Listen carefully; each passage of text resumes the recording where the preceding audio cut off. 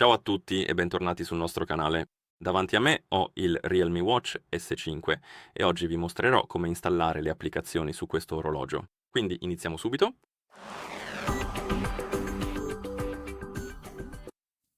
Quindi, se volete installare applicazioni su questo orologio, il vostro orologio deve essere accoppiato con il telefono tramite l'applicazione Realme Link e una volta che i dispositivi sono stati accoppiati possiamo continuare.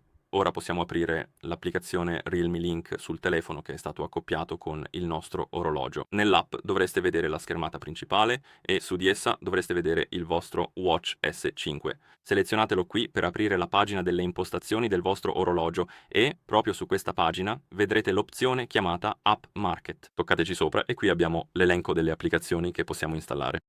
Ammettiamolo, non sono molte, ne abbiamo tipo quante? 4? Già. Ma potete installare alcune applicazioni e si spera ne aggiungeranno altre in futuro. E per installare l'applicazione basta toccare su Installa e poi aspettare che l'installazione sia completata.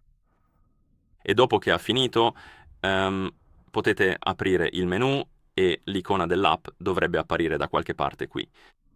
Dov'è? Oh, oh, eccola lì. E potete toccare sull'icona per avviare l'applicazione. Ok. Puoi anche gestire le applicazioni toccando su le mie app qui per vedere le applicazioni installate e puoi anche rimuoverle se vuoi. E fondamentalmente è così che si installano le applicazioni su questo orologio. Quindi se hai trovato utile questo video, considera di iscriverti al nostro canale e di lasciare un like al video. Grazie per aver guardato e ci vediamo al prossimo video.